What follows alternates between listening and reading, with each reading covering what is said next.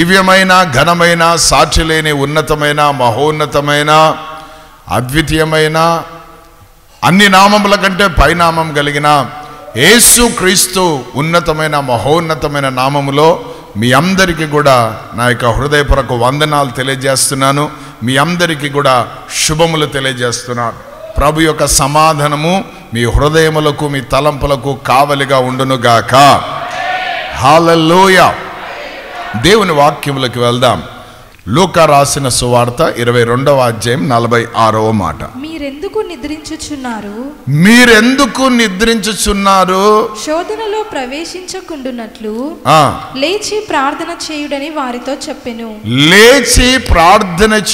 వారితో చెప్పెను. అందరూ ఆమేన్ చెప్పండి. ఈరోజు ప్రభు మనతో మాట్లాడబోతున్న అంశం లేచి ప్రార్థన చేయి. యేసు ప్రభు అంటున్నారు తన శిష్యులతో, లేచి మీరు ప్రార్థన చేయండి అంటున్నాడు. యేసు ప్రభు భూమి మీద ఉన్నంత కాలం, యేసు ప్రభు శిష్యులు ఆయనతో తిరుగుతున్నంత కాలం ఎవడు ప్రార్థన చేయలే. మీకు తెలుసా? ఎవరు ప్రార్థన చేయలే. యేసు ప్రభువే ప్రార్థన చేసుకునేవాడు.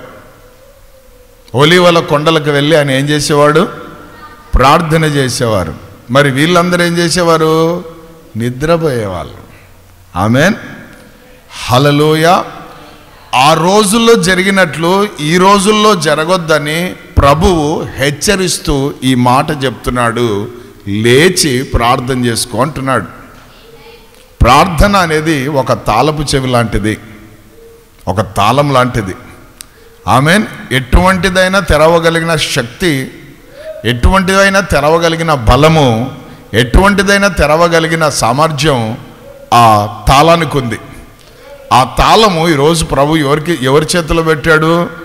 లేచి ప్రార్థనలో కూర్చునే మన చేతిలో పెట్టాడు. అందరి చేతిలో పెట్టలేదు అది. ఎవరైతే లేస్తారో, ప్రైజ్ ది లార్డ్, హల్లెలూయా. ఈరోజు నువ్వు నేర్చుకోవాల్సింది, మనం నేర్చుకోవాల్సింది, ప్రభు చెప్తున్నది ఏంటంటే నువ్వు లేచి ప్రార్థన చేసుకో అంటున్నాడు. ఆమేన్, హల్లెలూయా.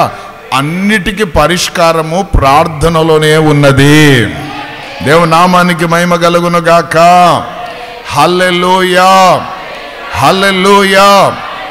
దేవుని నామానికి మహిమ కలుగును గాక. ప్రార్థన అనేది నీ జీవితంలో ఏం చేస్తుందో, ఎందుకు లేచి ప్రార్థన చేయమన్నాడో ప్రభు ఈరోజు స్పష్టంగా మనతో మాట్లాడుతున్నాడు. లేచి ప్రార్థన చేసుకోండి అన్నాడు. ఆమేన్. ఎందుకు ప్రార్థన చేస్తే మన జీవితంలో ఏం జరుగుతుంది? హల్లెలూయా. ప్రార్థన ఏం చేస్తుంది అన్నది మనం ఈరోజు చూడబోతున్నాం. ప్రార్థన అనగా దేవునితో మాట్లాడుట. ప్రార్థన అనగా దేవునితో సహవాసము చేయుట. ఆమేన్, దేవునికి స్తోత్రం. అయితే నువ్వు దేవునితో మాట్లాడుతున్నప్పుడు, దేవునితో సహవాసం చేస్తున్నప్పుడు ఎప్పుడు గుర్తుపెట్టుకోండి, ప్రార్థన అనగానే మనం అది గుర్తుకొచ్చి అలా పిక్చర్ మన ముందుకు రావాలి. ఏం పిక్చరు? మనం మాట్లాడేది, ఆయనతో కలుసుకుండేది. దేవునికి స్తోత్రం. ఇది ఎప్పుడు గుర్తుండాలి. ఎప్పుడైతే నువ్వు ఆయనతో మాట్లాడడం ప్రారంభిస్తావో, ఎప్పుడైతే నువ్వు ఆయనతో సహవాసం చేయడం ప్రారంభిస్తావో ఏమి జరుగుతుంది అన్నదే ఈరోజు ప్రభు మనందరితో మాట్లాడబోతున్నాడు. అందుకే నువ్వు లేచి ప్రార్థన చేసుకుంటున్నాడు. ఆమేన్, దేవునికి స్తోత్రం. ఈరోజు నువ్వు ఆయనతో మాట్లాడకుండా, ఈరోజు నువ్వు ఆయనతో సహవాసం చెయ్యకుండా నిన్ను ఆపేస్తున్నది ఏంటంటే నీ యొక్క పరుపు, నీ యొక్క మంచం. అర్థమైందా?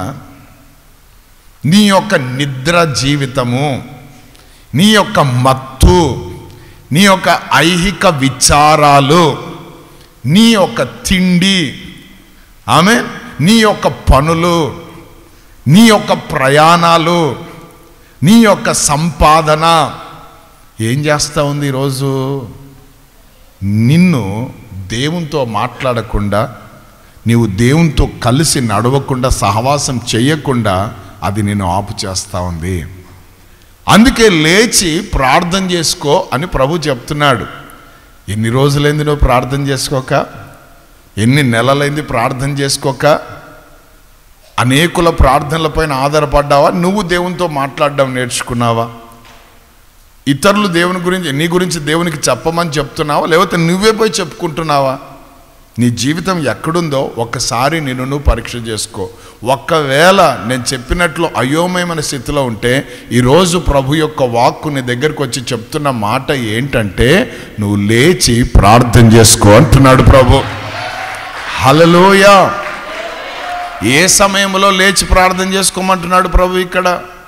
మామూలుగా అయితే రాత్రిలో నిద్రపోతారు, కానీ ఈ రాత్రిలో వీళ్ళు నిద్రపోకుండా ఎక్కడున్నారట? గెత్సేమనే తోటలో ఉన్నారు కదా. అక్కడ ప్రార్థన జరుగుతోంది. అంటే రాత్రిపూట నిద్రపోయే సమయాల్లో ఇప్పుడు ప్రభు ఏమంటున్నాడు? లేచి నాయనా, ఇది రాత్రి నాయనా, రాత్రి పడుకోవాలి కదా నాయనా. లేకపోతే పొద్దున్న లేస్తే, నేను రాత్రి పడుకోకుండా పొద్దున్నే లేచినాను అనుకో, నా కళ్ళు ఏమవుతాయి, ఒళ్ళు ఏమవుతుంది కదా, అన్ని రకాలైన సచ్చులు వస్తాయి. కాబట్టి రాత్రి నేను పండుకోవాలనైనా, వీక్ అయిపోతానైనా అన్న పరిస్థితులు ఉన్నాయి అక్కడ. కానీ వాస్తవంగా చెప్పాలంటే యేసు ప్రభు వారు అక్కడ ఒక పాఠం మనకు నేర్పిస్తున్నారు. దేవునికి స్తోత్రం, హల్లెలూయా. లోకమంతా నిద్రపోతుంటే నీవు దేవునితో మాట్లాడడం నేర్చుకోవాలి. లోకమంతా సైలెంట్గా ఉంటే నువ్వు దేవునితో మాట్లాడడము నేర్చుకోవాలి. దేవునికి స్తోత్రం. గోల మధ్యలో మనం ప్రార్థన చేయడానికి ఇష్టపడుతుంటాం. ఆమెన్. ఆ శాస్త్రులు పరిచయాలు ఆ రకములే. ఆమెన్, హల్లెలూయా. వారి నీతి కంటే నీ నీతి అధికం కావాలన్నాడు. వాడు సంత వీధులలో ప్రార్థన చేస్తారట. ఎక్కడా? సంతలో. ఆమెన్, హల్లెలూయా. ఆ సందులలో గొంతులలో నిలబడి ఏం చేస్తారంట? అందరికి వినబడాలని నేను చేసే ప్రార్థన, అందరు చూడాలని నేను చేసే ప్రార్థన, అందరు గమనించాలా నేను అన్నది వాళ్ళ ఇంటెన్షన్, వాళ్ళ మనసులో ఉన్న ఉద్దేశం. కానీ యేసు ప్రభు ఏమంటాడు తెలుసా? రహస్యమందు చూచే నీ తండ్రి నీకు ప్రతిఫలం ఇస్తారు అన్నాడు. హల్లెలూయా. ఈరోజు నువ్వు మాట్లాడే విధానం, ఈరోజు మాట్లాడే స్థలం ఏంటంటే రాత్రి కావచ్చు, ఒక గది కావచ్చు, ఏకాంతం కావచ్చు. ఆయనతో మాట్లాడడానికి నువ్వు ఇష్టపడాలి. అది మెయిన్ ప్రాబ్లం. ఆయనతో నువ్వు ప్రతిరోజు మాట్లాడాలి, ఆయనతో ప్రతిరోజు సహవాసం చేయాలి. మనము ప్రతిరోజు ప్రార్థన చేసినప్పుడు, ప్రతిరోజు కష్టం వచ్చినప్పుడు, ఇరుకులు ఉన్నప్పుడు, బాధలు ఉన్నప్పుడు, సమస్యలు ఉన్నప్పుడు కాదు. ఎంత కనికరం కలిగినాడు అంటే ఆ టైంలో నువ్వు మొరపెట్టినా నేను ఉత్తరం ఇస్తానన్నాడు. కానీ మనము నేర్చుకోవాల్సింది ఏంటంటే, నువ్వు ఎక్కడైతే ఉన్నావో ఈరోజు అవిశ్వాసంలోనో, అవిధేయతలోనో, సోమరితనంలోనో, నిర్లక్ష్యంలోనో ఎక్కడున్నా కూడా ఈరోజు ప్రభు అంటున్నాడు, నువ్వు లేచి ప్రార్థన చేసుకో. ఎందుకంటే ఈ ప్రార్థన నీ జీవితంలో ఏం చేస్తుంది అని అంటే, మొట్టమొదటిగా చూడండి లూకా సువార్త 9వ అధ్యాయము 28వ మాట. ఈ మాటలు చెప్పినది మొదలుకొని రమారమి 8 దినములైన తరువాత ఆయన పేతురును, యోహానును, యాకోబును వెంటబెట్టుకొని ప్రార్థన చేయుటకు ఒక కొండ ఎక్కెను. ప్రైజ్ గాడ్, హల్లెలూయా. ఆయన ప్రార్థించుచుండగా ఆయన ముఖరూపము మారెను, ఆయన వస్త్రములు తెల్లనివై దగదగా మెరిసెను. 34వ వచనం. అతడు ఇలాగు మాటలాడుచుండగా మేఘము ఒకటి వచ్చి వారిని కమ్మెను. వారు ఆ మేఘములో ప్రవేశించినప్పుడు శిష్యులు భయపడిరి. మరియు ఈయన నేను ఏర్పరచుకొనిన నా కుమారుడు, ఈయన మాట వినుడని ఒక శబ్దము ఆ మేఘములో నుండి పుట్టెను. ఇది ఒక కొండ, దాన్ని ఏమంటారంటే రూపాంతరపు కొండ.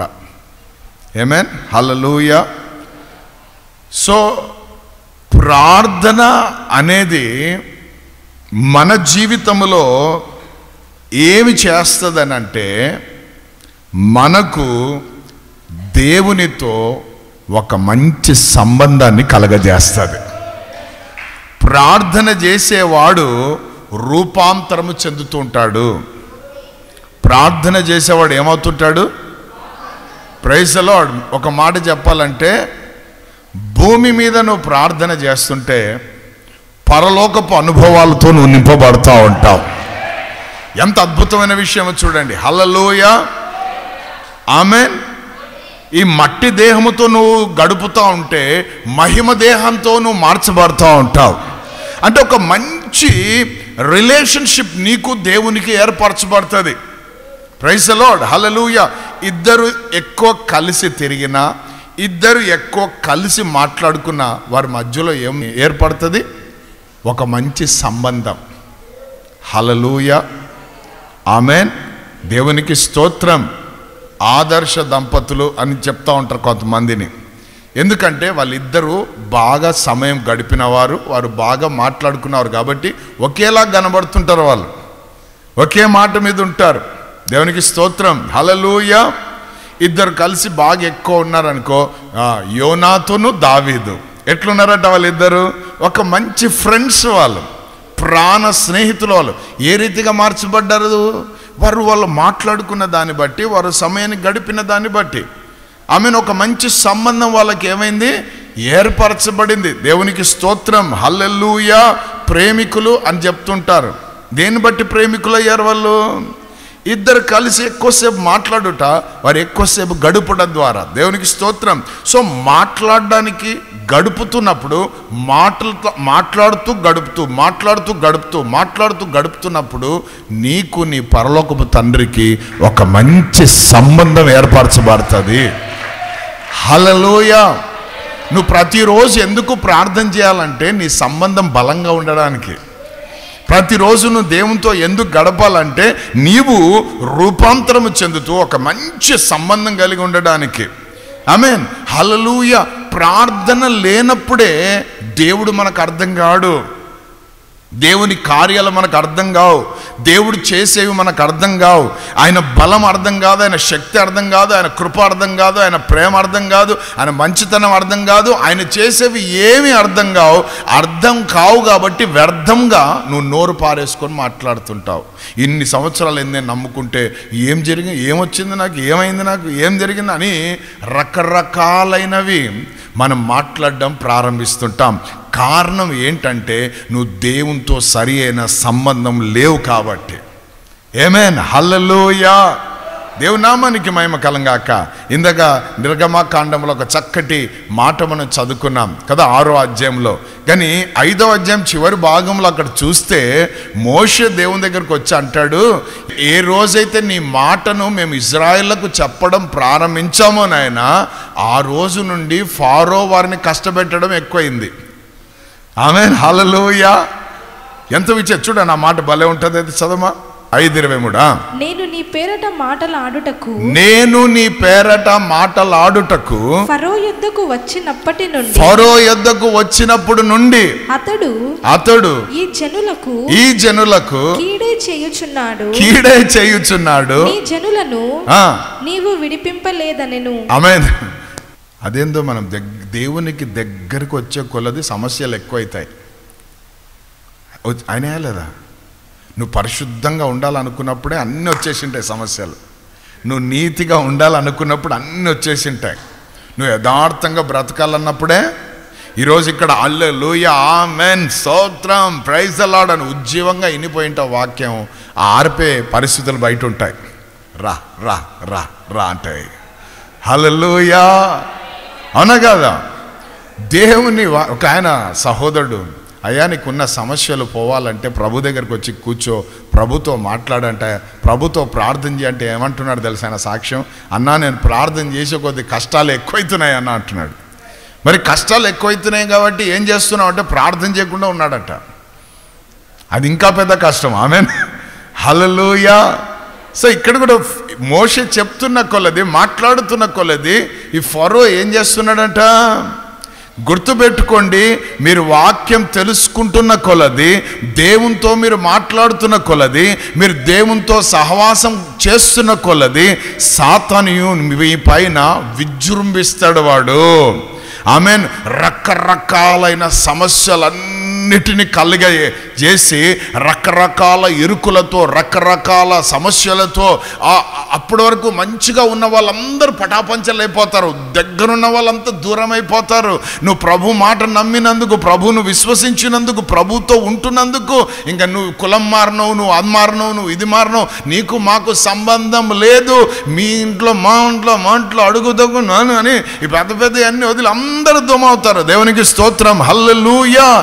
అప్పుడు ఏమనిపిస్తుంది అంటే ప్రభు నన్ను విడిపించలేదే, ప్రభు నన్ను పట్టించుకోలేదే, ప్రభు నన్ను అసలు నా జీవితంలో ఏంటి, ప్రభు నమ్ముకున్నప్పుడు బాగున్నాను, ప్రభు నమ్ముకున్నాక ఏంటి సమస్యలు, ప్రభు నమ్ముకున్నాక ఏంటి కష్టాలు, ప్రభుతో ప్రార్థనలు గడుపుతున్న కొలది ఎందుకు నాకు ఈ బలహీనతలు, ఎందుకు నాకు ఈ సమస్యలు, ఎందుకు నాకు ఇవి అని అనుకుంటున్నప్పుడే ప్రభు చెప్తున్న మాట, నా దక్షిణ హస్త బలముతో నేను పైకి లేవనెత్తుతానన్నాడు. అది ప్రార్థన చేసే పని. దేవునికి స్తోత్రం, హల్లెలూయా, ఆమేన్. శత్రువు ఏవేవైతే నీ దగ్గర దోచుకున్నాడో, శత్రువు ఏ విషయంలో అయితే నిన్ను బాధ పెట్టాడో, శత్రువు ఏ విషయంలో నిన్ను కృంగజేశాడో, ఎవరితోనో నా ఆత్మదేవుడు మాట్లాడుతున్నాడు, జాగ్రత్తగా వినండి. ఏవేవైతే నువ్వు పోగొట్టుకున్నావో వాటిని నా ప్రభు యొక్క బలము చేత నువ్వు ఈ సంవత్సరము అనేక ఇంతలు కొలవలేనంతలుగా నువ్వు పొందుకోబోతున్నావు తిరిగి. ఆమేన్. ఈ సంవత్సరము ఇన్ని సంవత్సరాలు ఏ శత్రు అయితే నిన్ను ఆడుకున్నాడో, ఏ శత్రు అయితే నిన్ను ఫుట్బాల్ లాగా ఆడుకున్నాడో, ఈ సంవత్సరము శత్రువు యొక్క స్థావరంలోనికి నువ్వు వెళ్ళబోతున్నావు. దేవుని బిడ్డ, దేవుని యొక్క బలమైన హస్తం నిన్ను తీసుకొని వెళ్ళబోతుంది. దేవుని యొక్క బలమైన కార్యాలను చూడబోతున్నావు. దేవుని యొక్క అద్భుతమైన శక్తితో శత్రువుని దగ్గర దోచుకున్న వాటిని అన్నిటినీ, దొంగలించిన వాటి అన్నిటినీ అనేక రేట్లు బయటకు తీసుకొని రాబోతున్నావు ఈ సంవత్సరం. హల్లెలూయా. అన్ని సమాప్తం చేశాడు నా యేసయ్య. ఆమేన్. ఆ దక్షిణ బలం అంటే ఎవరో కాదు, యేసు ప్రభువే. యేసు ప్రభువే.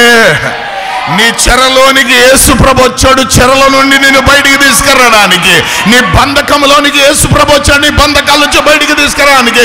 నీ శాపంలోనికి యేసు ప్రభు వచ్చాడు, నీ శాపాన్ని బయటికి తీసుకురావడానికి. నీవు పడిన స్థితిలోనికి యేసు ప్రభు వచ్చాడు, లేవనెత్తి నిన్ను బయటికి తీసుకురావడానికి. నీవు కృంగిపోయిన స్థితిలోనికి యేసు ప్రభు వచ్చాడు, నిన్ను పైకి ఎత్తడానికి. ఓడిపోయిన స్థితిలో, అపజయముతో కూడిన స్థితిలో నాకు ఎవరు లేరు, నేను ఒంటరి దాన్ని, ఒంటరి వాడిని అనుకుంటున్న స్థితిలో ప్రభు యొక్క దక్షిణ బలం హస్తమైన యేసు ప్రభు వచ్చి నిన్ను ఎత్తుకున్నాడు ఆ ప్రాంతముల నుండి. సాతాను గడు ప్లాన్లు వేసుకున్నాడు. వన్ ప్లాన్ ఏంటో తెలుసా? నిన్ను చంపాలని, నేను భూమి మీద లేకుండా చేయాలని, నీకు మనశ్శాంతి లేకుండా చేయాలని, నీకు ఆత్మలో శాంతి లేకుండా చేయాలని, నీ జీవితంలో విజయం లేకుండా చేయాలని, నిన్ను ఎప్పుడు ఏడుపు ముఖముతోనే పెట్టాలని. కానీ శుభవార్త ఏంటంటే ప్రభు తన యొక్క బలముతో నీ దగ్గరికి వచ్చి ఉన్నాడు ఈరోజు. ఆమేన్. పెంట కుప్పల మీద ఉన్న వారిని లేవనెత్తి సింహాసనం మీద కూర్చోబెట్టే దేవుడు నీ పక్కనే ఉన్నాడు ఈరోజు, నీలోనే ఉన్నాడు ఈరోజు. నువ్వు ధైర్యం తెచ్చుకోవాలంతే. హల్లెలూయా. నీకు సమృద్ధి జీవాన్ని ఇవ్వడానికి వచ్చాడు ఆయన. వాడు చంపడానికి వచ్చాడు, కానీ ఈయన సమృద్ధి అయిన జీవం. అందరూ ఆమేన్ చెప్పండి. నీ నోటి నిండా నవ్వునివ్వడానికి వచ్చాడు యేసయ్య. హల్లెలూయా. నీ ముఖము దేవదూత ముఖము వల్ల మెరిసేటట్టు చేయడానికి వచ్చాడు యేసయ్య. హల్లెలూయా. ఇది ఎప్పుడు జరుగుతుందంటే నువ్వు ప్రతిరోజు ఆయనతో గడుపుతున్నప్పుడు. ప్రతిరోజు ఆయనతో గడపాలా, ప్రతిరోజు ఆయనతో మాట్లాడాలా, ప్రతిరోజు ఆయనతో కూర్చోవాలి. ఒక మాట చెప్తున్నాను, ఈరోజు విడాకులు ఎందుకు జరుగుతున్నాయంటే, ఈరోజు ఒకరి మధ్యలో ఒకరికి అసమాధానాలు ఎందుకు వస్తున్నాయంటే, ఈరోజు ఒకరి మీద ఒకరు ఓరవలేని తనం, అసూయలు ఎందుకు పెరుగుతున్నాయంటే, వారు కూర్చొని మాట్లాడుకోరు కాబట్టి, వారు కలిసి సహవాసంలో ఉండరు కాబట్టి, దూరంగా ఉంటారు కాబట్టి, ఆ దూరము ఎప్పటికైనా ప్రమాదం. ఆమేన్. అందుకే సాతాను ఏం చేస్తాడో తెలుసా? నువ్వు ఏది చేసినా ఒప్పుకుంటాడు. నువ్వు బైబిల్ చదివినా ఏమన్నాడు, పాటలు పాడినా ఏమన్నాడు, సాక్ష్యం చెప్తున్నా ఏమన్నాడు, పరిచర్య నువ్వు చేస్తున్నా ఏమన్నాడు, కానుకలు ఇస్తున్నా ఏమన్నాడు. కానీ నువ్వు మోకాళ్ళ మీదకి వచ్చి 2 చేతులు ఎత్తి యేసయ్యా అన్నావనుకో, అది జరగకుండా వాడు పన్నాంగలు పంటాడు. వాడి ప్లాన్ అంతా ఒకటే. ఈడు మోకరించాడంటే, ఈమె మోకరించిందంటే వీళ్ళిద్దరూ ఏకమైపోతారు. వీళ్ళిద్దరు ఏకమైనారనుకో, నా పప్పులో ప్రైజ్ ది లార్డ్. ఆమెన్. భార్య భర్త ఇద్దరు ఒకటైతే మూడోవానికి ఏమైనా ఉంటుందా స్థలం? చెప్పరే గట్టిగా, ఉంటుందా? మూడోవాడు మూడోలాగానే పోవాల్సిందే.